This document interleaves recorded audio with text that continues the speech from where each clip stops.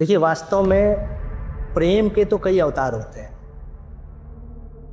प्रेम के साथ साथ त्याग के भी कई अवतार होते हैं। जिस प्रकार एक पुरुष कई बार जीवन में प्रेम करता है। एक बार अपनी माँ से प्रेम करता है, फिर अपनी पत्नी से, फिर अपनी संतान, अपनी पुत्री से प्रेम करता है। लेकिन जो जीवन को पूर्ण कर देता है उसके अवतार नहीं होते। भगवान शिव का कभी कोई अवतार नहीं हुआ। अमृत अमृत तो सभी ने सुना है। जी, इसके बारे में बताइए कि अमृत वाकई में अमृत। देखिए, वास्तविकता यही है, जब हम जीवन के 13 आयाम की पूर्ति कर लेंगे और उन पर सफल हो जाएंगे तो वास्तव में अमर ही हो जाएंगे। एक व्यक्ति जो अपने जीवन में पुण्य करता है, अपनी इंद्रियों को वश में रखता है, समस्त समाज का हलाहल विष का पान करता है, ना किसी कभी दुर्व्यसन में पड़ता है, ना ही कभी किसी के प्रति खराब भावना रखता है, किसी भी प्रकार का पाप नहीं करता है, तो वो अमर स्वयं ही हो जाता है। हमारे पूरे जीवन की जीवन शैली को बनाने में मदद करता है समुद्र मंथन। अगर आपने 13 आयाम सही तरीके से पार किए तो अंत रत्न जो है, 14वां रत्न अमृत आपको मिलेगा और आप अमृत को प्राप्त हो जाएंगे। यही हमारे समुद्र मंथन का रहस्य है और शिव और विष्णु ही इसके अधिकारी। इसीलिए हर व्यक्ति को भगवान विष्णु के रूप में, हर भगवान शिव के रूप में अपने आप को ढालना चाहिए, उनसे सीखना चाहिए, उनके दर्शन को करके उनके जीवन को अपने भीतर आत्मसात करना चाहिए। राम सा पुत्र बनना चाहिए, राम सा पति बनना चाहिए, राम सा भगवान बनना चाहिए और राम सा कह लीजिए तो मर्यादा पुरुषोत्तम बनना चाहिए। विष्णु शक्ति का प्रतीक है, विष्णु प्रेम का प्रतीक है, विष्णु त्याग का प्रतीक है। विष्णु सा जीवन कोई जी नहीं सकता। विष्णु ही है जो सृष्टि के कल्याण के लिए बार बार जन्म लेते हैं। ब्रह्मा नहीं लेते हैं, शिव नहीं लेते हैं, विष्णु ही लेते हैं। देखिए, जितनी भी हमारी पौराणिक कथाएं हैं वो 100% बिंदु से लेकर बिंदु तक ही सत्य है, पूर्ण सत्य है। समस्त श्रद्धालुओं से निवेदन है और मैं यही चाहता हूँ कि हम अपनी धार्मिक नगरियों में जितना चाहे, मतलब अधिक से अधिक हम समर्पित हो सकें और वहाँ पर सेवा करें, उसको स्वच्छ बनाएं। ओम नमः शिवाय। ओम नमः शिवाय। ऋषिकेश में हम मौजूद हैं, गंगा नदी के किनारे। भगवान भोलेनाथ का बिल्कुल वातावरण जो है बना हुआ है। मैं जानना चाहूंगी कि महादेव जो है उनके कितने अवतार है, क्योंकि हमने अक्सर भगवान विष्णु नारायण जी के अवतारों के ऊपर चर्चा की है, बातें की हैं और लोग जानते भी हैं काफी कुछ, लेकिन भगवान शिव के बारे में कम ही लोग जानते हैं कि उनके अवतार हैं। तो मैं थोड़ा विस्तार में जानना चाहूंगी कि उनके कितने अवतार हैं और क्या उनके अवतारों का मैं। देखिए, वास्तव में प्रेम के तो कई अवतार होते हैं। प्रेम के साथ साथ त्याग के भी कई अवतार होते हैं। जी। जिस प्रकार एक पुरुष कई बार जीवन में प्रेम करता है। एक बार अपनी माँ से प्रेम करता है, फिर अपनी पत्नी से, फिर अपनी संतान, अपनी पुत्री से प्रेम करता है। लेकिन जो जीवन को पूर्ण कर देता है उसके अवतार नहीं होते हैं। भगवान शिव का कभी कोई अवतार नहीं हुआ।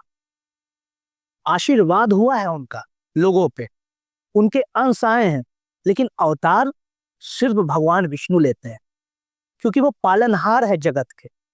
बार बार जब अपनी सृष्टि में गलत होता देखते हैं, जब अपनी धरती को गलत रास्ते पे जाते हुए देखते हैं, तो बार बार मोह में आके वो हर बार कभी धर्म के ज्ञान के लिए, कभी प्रेम के लिए, कभी त्याग के लिए, हर बार वो अवतार लेके मानव जाति को, मनुष्य को, सृष्टि को समझाने और उसे बचाने के लिए आता है।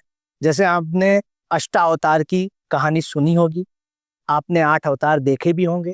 कभी वो कृष्ण के रूप में आए प्रेम बनकर, कभी वो राम के रूप में आए त्याग, समर्पण और मर्यादा बन के, कभी वो परशुराम के रूप में आ गए, कभी वो 52 अवतार के रूप में आए, कभी मत्स्य अवतार, कभी कच्छप अवतार के रूप में आए, कभी नरसिंह अवतार के रूप में आए।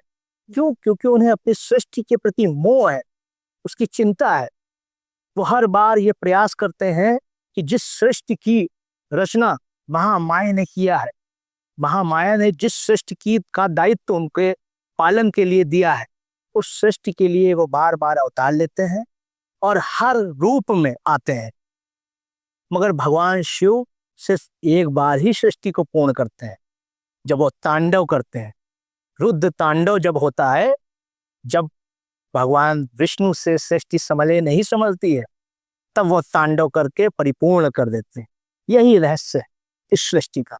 आपका इंटरव्यू लेने के लिए कहें, पॉडकास्ट कहें या बातचीत चर्चा जो भी की, तो इस वक्त हम जिस विषय पर चर्चा करने वाले हैं वो टॉपिक है समुद्र मंथन जी। तो थोड़ा इसको विस्तार में बताइएगा कि क्या सच में समुद्र मंथन जैसी कोई बात, कोई कथा एग्जिस्ट करती है या ये एक मनगढ़ंत कहानी है? क्योंकि कैसे पॉसिबल है कि आप एक समुद्र है और एक पहाड़ आ गया, फिर उसमें सर्प को बांध कर उसको मंथन किया जाए? मतलब थोड़ा थोड़ा इसको बताइए कि क्या ये सच सच है? देखिए, जितनी भी हमारी पौराणिक कथाएं हैं, वो 100% बिंदु से लेकर बिंदु तक ही सत्य हैं, पूर्ण सत्य हैं और चयनतम सत्य हैं। उनके एक भी अक्षर, एक भी दर्शन और एक भी वाक्य में कहीं भी किसी प्रकार की कोई त्रुटि नहीं। ये बात अलग है कि वो हमको कहीं ना कहीं से एक संदेश देती हैं। हमारे जीवन जीने में वो हमारे लिए लाभकारी हैं, हमारे जीवन उपयोगी हैं हमारे लिए। ये बात और है। वास्तव में समुद्र मंथन को आप क्या समझती है? कोई मात्र एक घटना है? वो हमारे पूरे जीवन का सार है। हमारे पूरे जीवन की जीवन शैली को बनाने में मदद करता है समुद्र मंथन। हर बात हमारे पौराणिक कथाओं की एक दर्शन के रूप में वो हमें एक संदेश देती हैं। अगर हम उनसे कुछ सीखते हैं तो अपना जीवन कल्याणकारी कर लेते हैं। ये हमारे समुद्र मंथन हमारे जीवन से जुड़ा हुआ है? कैसे जुड़ा हुआ है? मतलब ये पौराणिक कथा है और हमारे जीवन से जुड़ा हुआ है जी। कैसे? देखिए, मंथन शब्द का अर्थ तो आप भी समझती हैं, किसी चीज में विचार करना या उसमें से किसी चीज को निकालना। जैसे हम जब दही को मथते हैं तो क्या निकलता है, हम जब दूध को मथते हैं तो क्या निकलता है, आप खुद जान रही है ना। उसमें उत्कृष्ट मतलब जो है प्रकार की या उत्कृष्ट कोटि की जो चीजें निकलती हैं। उसी प्रकार समुद्र मंथन को हम अगर अपने शरीर, अपने जीवन के मंथन से जोड़ेंगे तो हमें बहुत सारी चीजें प्राप्त होंगी। क्योंकि समुद्र मंथन कोई एक घटना नहीं थी। समुद्र मंथन में ऐसा कहा गया है कि 14 रत्न निकले थे, 14 प्रकार की ऐसी वस्तु निकली थी जिनको हम रत्न कहते हैं। उसके साथ साथ उसी से देवासुर संग्राम जुड़ा हुआ है। देवासुर संग्राम के बारे में आपने सुना होगा। उसी से अमृत निकला था, उसी से कालकूट हलाहल विष निकला था। अब जब मैं उसको किसी आपके या हमारे या अन्य लोगों के जीवन से जब हम समुद्र मंथन की घटना को जोड़ते हैं तो आप कहेंगे कि ये कैसे रिलेट करता है। आप सोचिए, जब आप किसी कार्य के प्रारंभ करते हैं तब मंथन करते हैं ना, या अपने जीवन में कोई भी निर्णय लेने के लिए आगे बढ़ते हैं तो आप मंथन करते हैं। उस मंथन के प्रारंभ में क्या निकलता है या वो मंथन कैसे होता है? आपने ये सोचा है समुद्र मंथन कैसे हुआ था? समुद्र मंथन के लिए सबसे पहले कच्छप, जो कछुआ था, उसकी पीठ पे मंदार पर्वत को रखा गया और सर्प को उसकी रस्सी बनाई गई। अब इससे जब आप अपने जीवन को जोड़ेंगे तो कच्छप अर्थात समय, जो कभी रुकता नहीं, चलता रहता है, उस पर हमने जब मंदार पर्वत अर्थात अपनी विचार या अपनी मेरुदंड, अपनी रीढ़ को रखा और हम अपने अपने जो विचार होते हैं, मन होता है, सर्प की भांति होता है। वो कभी नेगेटिव तरफ, मतलब सूर्य की तरफ लेके जाता है, कभी असुरों की तरफ। जब नेगेटिव तरफ लेके जाता है तो असुरों की तरफ लेके जाता है मन एक बार, और दूसरी बार मन हमको देवताओं की तरफ लेके जाता है, अच्छे कार्यों की तरफ। इस कॉन्सेप्ट को आप तो रिलेट कर रही होंगी। जब हमने किसी कार्य का शुरुआत की, कार्य को प्रारंभ किया, तो हमको सबसे पहले क्या मिला? नेगेटिव रिजल्ट्स या नेगेटिव भावनाएं हमारे मन में आई, जिसको बोलते हैं कालकूट या हलाहल विष। अब उसको धारण कौन करेगा? उसको धारण वही कर सकेगा जो वैरागी होगा, जिसको न किसी लाभ का आशा होगी, मोह होगा, न किसी क्षति का भय होगा। इसलिए जब समुद्र मंथन में पहली बार, मंथन के पश्चात पहला रत्न कालकूट विष आया, तो उसको योगी शिव ने धारण किया, वैरागी शिव ने धारण किया, उसके अतिरिक्त कोई नहीं धारण कर सकता था। तो वहां से शिव की प्रकृति, उनका जो भावनाएं हैं, वो हमारे हृदय में होनी चाहिए। जब हम वैरागी होंगे तभी हम जब किसी कार्य के प्रारंभ करेंगे, कार्य को प्रारंभ करेंगे, तो हमको कोई भय नहीं होगा, क्योंकि हमने वैराग धारण करके रखा है कि नहीं, लाभ होगा तो ठीक है, नहीं तो हम अपने कर्म करते जाएं। उसके बाद दूसरी कोई चीज हमारे जीवन में आई। कालकूट के बारे में तो हमने चर्चा कर ली, अब आप मुझे बताइए ऐरावत के बारे में। देखिए, ठीक इसी प्रकार जैसे कालकूट निकला जब हमने किसी काम को की शुरुआत की, अपने हृदय में, अपने मस्तिष्क में मंथन किया, और जब हमने कार्य को प्रारंभ किया तो सबसे पहले विष आया, विष को भगवान शिव ने धारण कर लिया। उसके बाद जब ऐरावत की बात आती है, ऐरावत क्या है? हाथी है, वो मतवाला है, और वो भी कितने सूंड वाला। तो जब हम किसी कार्य का प्रारंभ करेंगे, उसके बाद जब हम चलिए हमने नेगेटिविटी उसकी हटा दी, फिर हमारा मन मतवाला हो जाएगा, हम उसमें किस प्रकार से आगे बढ़े, कैसे आगे ना बढ़े, इसके लिए हमको अपनी इंद्रियों का प्रयोग करना पड़ेगा, इंद्र का। ये ऐरावत मंथन में जब निकला तो इंद्र को दिया गया। तो वहां से ये अवस्था है कि जब हम किसी जीवन में कोई शुरुआत करते हैं, या हम जीवन में कभी किसी क्षेत्र में आगे बढ़ते हैं, तब दूसरा जो रत्न आएगा हमारे लिए, वो ऐरावत होगा।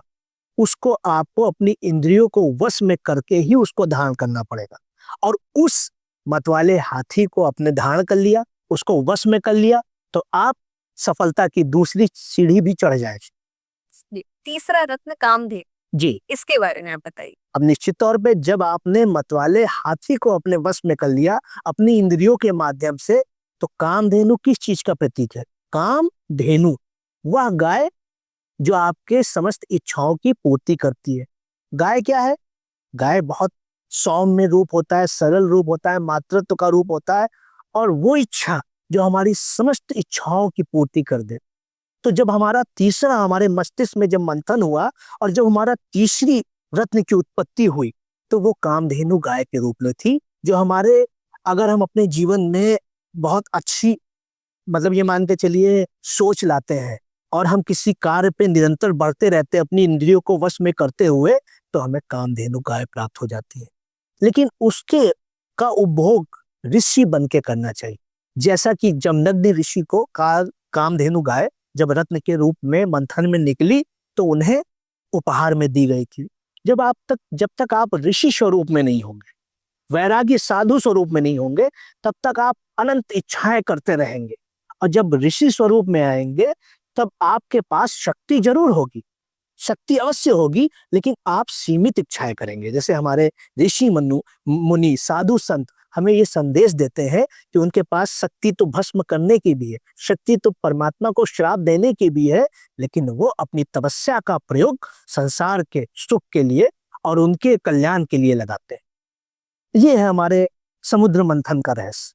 उच्चश्रवा, थोड़ा नाम मेरे लिए डिफिकल्ट है कहना। उच्चश्रवा घोड़ा, चौथा रत्न के रूप में, समुद्र मंथन में चौथे रत्न के रूप में उच्चश्रवा घोड़ा निकला था। अच्छा।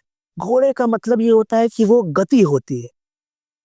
जब आपके पास आपने हलाहल विष का पान कर लिया शिव रूप में, आपने कामधेनु गाय ऋषि रूप में धारण कर ली, आपने ऐरावत हाथी को भी अपनी इंद्रियों को वश में करके धारण कर लिया, फिर आपके जीवन में गति आ जाती है। और उस गति को वश में वही कर सकता है जो एक कांतिमान व्यक्ति होता है, जो एक ऐसा व्यक्ति ही। घोड़े को कौन चला सकता है? घोड़े को वही चला सकता है जिसके मतलब हृदय में पवित्रता होती है, जो अपने, ये मान के चलिए, निरंतर प्रयासों में आगे बढ़ता रहता है। जब आपने किसी काम की शुरुआत की, आपने कुछ जीवन में अर्जित कर लिया, फिर आप रुक जाते हैं, लेकिन घोड़ा कभी रुकता नहीं, आराम नहीं करता है, सोता नहीं।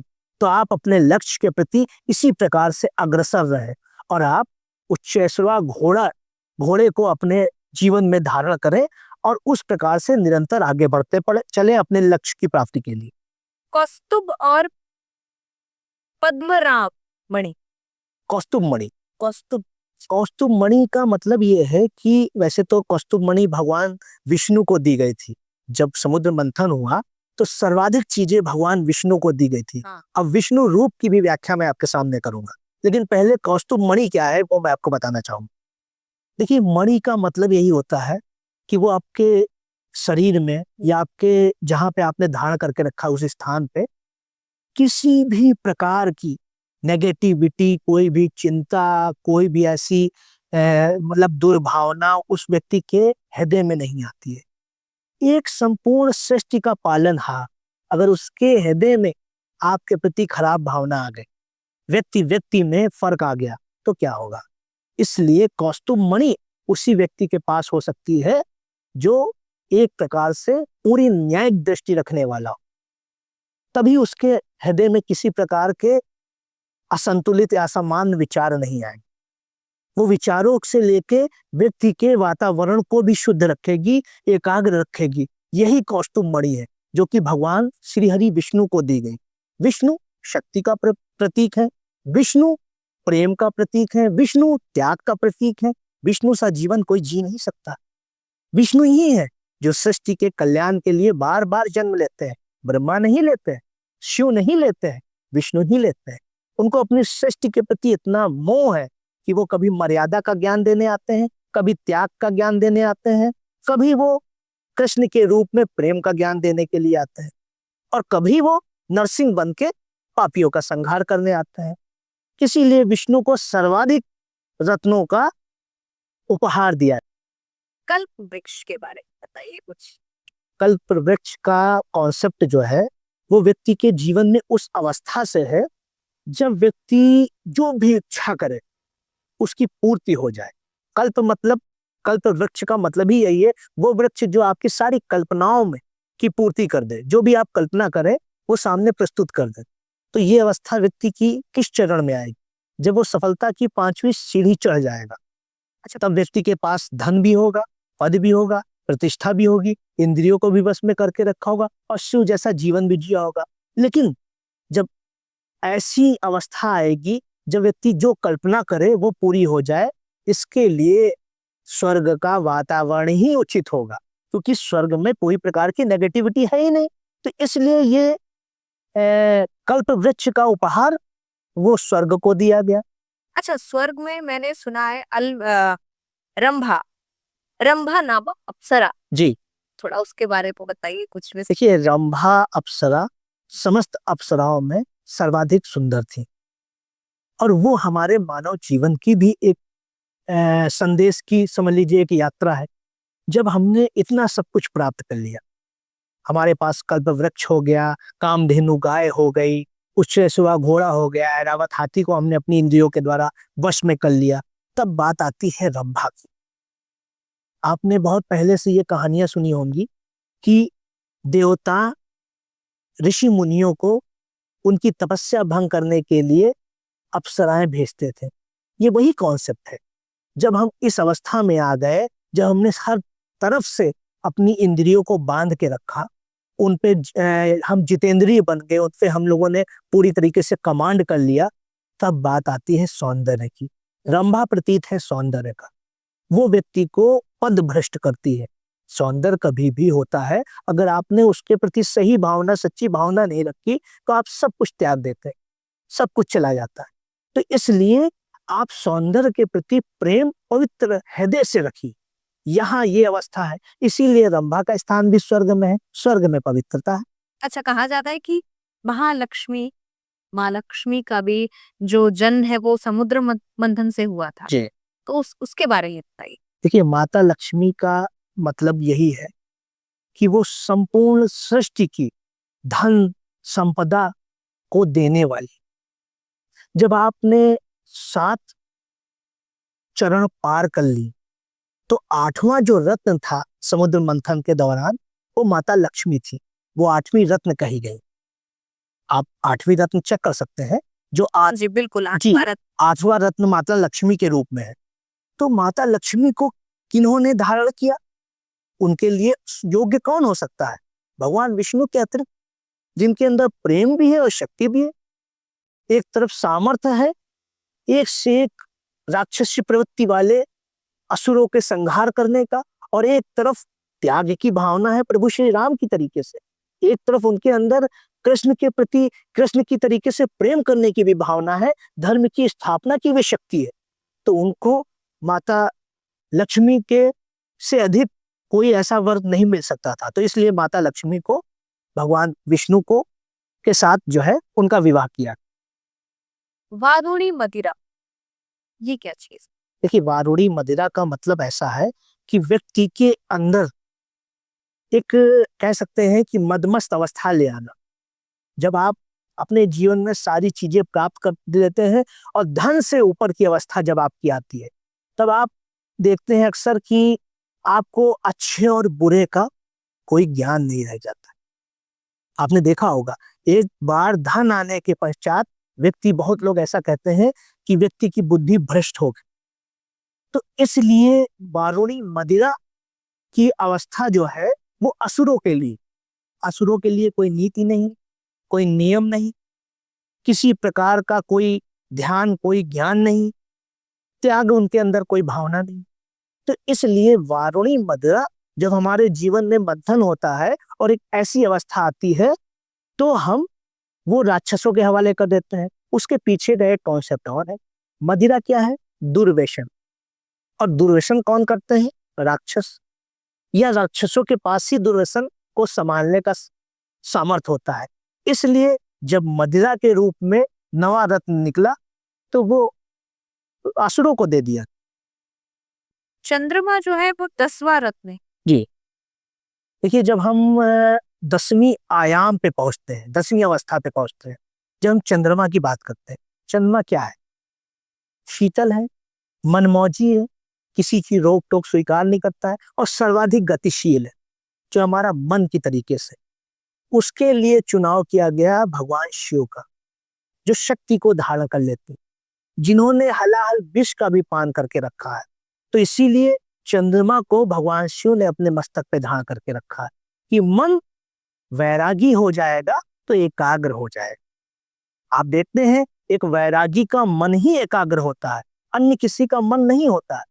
बचपन से आप देखते हैं किस प्रकार से मन को चंचलता की संज्ञा देके दी गई है। मन चंचल होता है, हर समय इच्छाएं परिवर्तित रहती हैं। जब कोई व्यक्ति अपने जीवन की शुरुआत करता है, समझ लीजिए बचपन से शुरुआत करता है, तो बचपन में हमारी मन की जो चंचलता होती है अलग होती है। जब हम युवावस्था में आते हैं तब हमारा मन दूसरी तरफ आकर्षित होता है। फिर वृद्धा या प्रौढ़ावस्था में आने के पश्चात दूसरी भावनाएं आ जाती हैं। लेकिन एक वैरागी का मन सदैव एकाग्रचित होता है, एक योगी का मन सदैव एकाग्रचित होता है। तो इसलिए भगवान शिव ने चंद्रमा को, मनमोहकता को, या कह सकते हैं चंचलता को अपने मस्तक पे धारण करके रखा। ये था 10वां रत्न। 11वां रत्न की मैं अगर बात करूं, शारंग धनुष। जी, ये इसके बाद देखिए, सारंग धनुष का मतलब है ऐसा, मतलब समझ लीजिए उपकरण जिससे हम कोई भी लक्ष्य भेद सकते हैं। मतलब हमने शत्रु का स्मरण किया और हमने उसका अहित कर दिया, ये शक्ति जिसके भी पास आ जाएगी वो मतवाला हो जाए। इसीलिए सारंग धनुष भी भगवान विष्णु को, भगवान राम को भेंट किया। जिनके भीतर मर्यादा है वो कभी किसी का यूं ही अहित नहीं कर सकते। उनकी पत्नी का अपहरण करने के बाद भी उन्होंने रावण का यूं ही वध नहीं किया, पहले उसको चेतावनी दी, उसको समय दिया, उसके बाद उनका वध किया। जब उन्होंने उनकी भगवान राम के प्रति जब रावण ने समर्पण नहीं किया, तब उन्होंने उसका वध किया। ये सारंग धनुष को कोई ऐसे ही, मैं समझ लीजिए साधारण व्यक्ति, साधारण मानव धारण नहीं कर सकता है। वो मर्यादा के रूप में मर्यादा पुरुषोत्तम राम ही धारण कर सकते हैं। सुदर्शनधारी भगवान श्री हरि विष्णु ही उनको धारण कर सकते हैं। इसीलिए सारंग धनुष भी भगवान श्री हरि विष्णु के मतलब हिस्से में आया, या कह सकते हैं उनको उपहार स्वरूप दिया गया। जिससे उन्होंने जो भी ऐसे मतलब असुर हैं या जो भी ऐसे दानव हैं जो कभी भी अच्छाई के रास्ते पे नहीं आएंगे, उनके वध के लिए उसका प्रयोग किया। पांचजन्य शंख, सॉरी शायद मैं गलत कह, पांचजन्य शंख, पांचजन्य शंख, ये बारवा रत्न। जी। पांचजन्य शंख का अर्थात मतलब जो पांचजन्य शंख है उसका मतलब ये है, तात्पर्य उसका ये है, हमारी 5 इंद्रियों से, हमारी आंख, हमारी नाक, हमारे कान, हमारी जीवा और हमारी शरीर। हम आंख से देखते हैं, कभी बुराई ग्रहण करते हैं, कभी अच्छाई ग्रहण करते हैं। हम नाक से दुर्गंध और सुगंध दोनों अपने भीतर ले जाते हैं। हम मुख से बहुत अच्छे वचन भी बोलते हैं, बहुत कटु वचन भी बोलते हैं। हम कानों से बुरा भी सुनते हैं और अच्छा भी सुनते हैं। और हम अपने शरीर से अच्छी स्पर्श भी मतलब स्वीकार करते हैं, जानते हैं, और खराब स्पर्श भी समझते हैं। ये 5 इंद्रियां हमारे 5 स्थान से होके गुजरती हैं। 5 जनसंख्या का यही कॉन्सेप्ट है कि ऐसी ध्वनि या ऐसा उपकरण जिनसे हम एक द्वार, 5 जनसंख्या है, वैसे तो सभी संख्या में एक ही द्वार है कि एक तरफ से ध्वनि जाती है, दूसरी से निकलती है, लेकिन जो 5 जनसंख्या है उसमें ध्वनि के मतलब निर्गत होने के, निकासी के 5 द्वार। अगर कभी भी कोई भी ऐसी अवस्था आ रही हुई आपके हृदय में, तो आप 5 इंद्रियों को वश में करके ही वो कार्य करो। धन्वंतरी, धन्वंतरी का नाम तुमने बहुत सुना है जी तो इसके बारे में थोड़ा बताइए। ये हमारा 13वां रथ है। जी। देखिए, धन्वंतरी से अर्थात ये है वैद्य। वैद्य की अवस्था ये है कि वो रोग से मुक्ति या निरोगी बनाने का कार्य करते हैं। जब आपके जीवन में संपूर्ण सुख की प्राप्ति हो जाती है, 12 आयाम आप पूर्ण कर लेते हैं। जैसे हमारा समुद्र मंथन, मैंने आपको 14 जीवन के आयामों से स्पर्श करते हुए इसकी व्याख्या की। जब हम 13वें आयाम पे पहुंचते हैं, जब हमारे पास सब कुछ है, तब हमें निरोगी काया की आवश्यकता होती है। हम एक भावना रख लेते हैं कि हम निरोगी हो जाएं। कोई प्रकार का रोग, किसी प्रकार का दोष, किसी प्रकार की मानसिक संकट, शारीरिक अवस्था हमको ऐसी प्राप्ति ना हो जिससे हम अपने अंत समय में बहुत खराब जीवन जी, बचा रहा सहा जीवन हमको खराब मिले। तो उसका जो कारक है वो धन्वंतरी वैद्य है। वो वैद्य किसके हैं? देवताओं के। जब आप देवताओं सा स्वरूप धारण करेंगे, देवताओं से कर्म करेंगे, किसी के प्रति खराब भावनाएं नहीं रखेंगे, किसी भी पाप में संलिप्त नहीं होंगे, तब आपको धन्वंतरी वैद्य का उपहार जीवन में मिलेगा ही मिलेगा। अब हम आखिरी रत्न के बारे में बात करेंगे, बिल्कुल अंतिम, जो कि 14वां रत्न है जी। अमृत। अमृत तो सभी ने सुना है जी। इसके बारे में बताइए कि अमृत वाकई में अमृत। देखिए, वास्तविकता यही है, जब हम जीवन के 13 आयाम की पूर्ति कर लेंगे और उन पर सफल हो जाएंगे, तो वास्तव में अमर ही हो जाएगा। एक व्यक्ति जो अपने जीवन में पुण्य करता है, अपनी इंद्रियों को वश में रखता है, समस्त समाज का हलाहल विष का पान करता है, ना किसी कभी दुर्व्यसन में पड़ता है, ना ही कभी किसी के प्रति खराब भावना रखता है, किसी भी प्रकार का पाप नहीं करता है, तो वो अमर स्वयं ही हो जाता है। तो अमृत की भावना यहीं से उत्पन्न हुई। लेकिन जब आप जीवन के अंतिम आयाम पे होते हैं, जीवन पूर्ण होने के, तब देवासुर संग्राम भी होता है। आपने समुद्र मंथन के कॉन्सेप्ट पे बातचीत की, आप देवासुर संग्राम को भूल जाएंगे। जब आप जीवन के अंतिम पड़ाव पे होती हैं, तब एक तरफ राक्षस आपको घसीटते हैं, यानी बुरा मत, एकदम से मन व्याकुल होने लगता है कि हम मोक्ष के अधिकारी बनेंगे कि नहीं बनेंगे। कई बार ऐसा होता है व्यक्ति मोक्ष प्राप्त करते करते भटक जाता है, लेकिन अगर आपने 13 आयाम सही तरीके से पार किए, तो अंत रत्न जो है 14वां रत्न अमृत आपको मिलेगा और आप अमृत को प्राप्त हो जाएंगे। यही हमारे समुद्र मंथन का रहस्य है, और शिव और विष्णु ही इसके अधिकारी। इसीलिए हर व्यक्ति को भगवान विष्णु के रूप में, हर भगवान शिव के रूप में अपने आप को ढालना चाहिए, उनसे सीखना चाहिए, उनके दर्शन को करके उनके जीवन को अपने भीतर आत्मसात करना चाहिए। राम सा पुत्र बनना चाहिए, राम सा पति बनना चाहिए, राम सा भगवान बनना चाहिए, और राम सा कह लीजिए तो मर्यादा पुरुषोत्तम बनना चाहिए। अगर हमने वो भावना अपने हृदय में ले आए, हम शिव से वैरागी हो गए, हम शक्ति के सामने नतमस्तक होने की भावना अपने हृदय में धारण कर लेंगे, तो निश्चित तौर पे हम जो अपने जीवन में 14 रत्न पाने की जो हमारी एक लालसा है, वो हम प्राप्त कर ले जाएंगे और हम अमृतत्व को प्राप्त हो जाएंगे। तमाम ऐसे लोग अमृतत्व को प्राप्त हुए, उन्होंने साधना की, जीवन को साधना की तरीके से जिया, यही रहस्य है। और ये सौभाग्य है कि समुद्र मंथन की बात हम देवनगरी, एक ऐसे देवनगरी के भूभाग पे कर रहे हैं जो ऋषिकेश, जो ऋषियों की नगरी, जो योगियों की नगरी, और माँ गंगा के तट पे उनका आशीर्वाद प्राप्त करके हम आपसे ये वार्ता कर।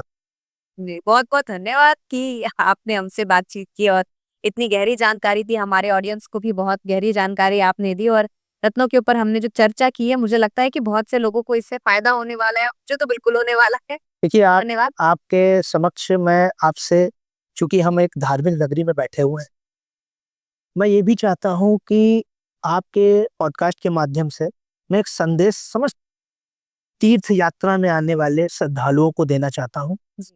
और सभी उन आगंतुकों को और उन व्यक्तियों को ये संदेश आप ही के पॉडकास्ट के माध्यम से देना चाह रहा हूँ कि जो भी लोग धर्म की नगरी में आए, जो भी लोग तीर्थ स्थानों पे आए, या किसी भी आश्रम में, या किसी भी गंगा के तट पे, यमुना के तट पे, या माँ नर्मदा के तट पे जाएं, वो एक विचार अपने हृदय में अवश्य रख लें, कहीं भी अश्लीलता ना फैलाए, किसी भी प्रकार की गंदगी करने से बचे, किसी भी प्रकार के दुर्व्यसन से बचे, क्योंकि आप धर्म नगरी आए हैं कुछ प्राप्त करने, आशीर्वाद की आकांक्षा से आए, और अपने कल्याण की भावना से आए कि आपका कल्याण हो। वहां जाके आप पाप पूर्ण कार्य मत करें, आप पाप के सहभागी मत बने।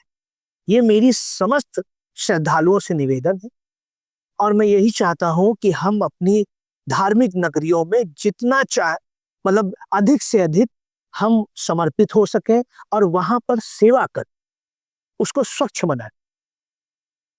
धन्यवाद, बहुत बहुत ये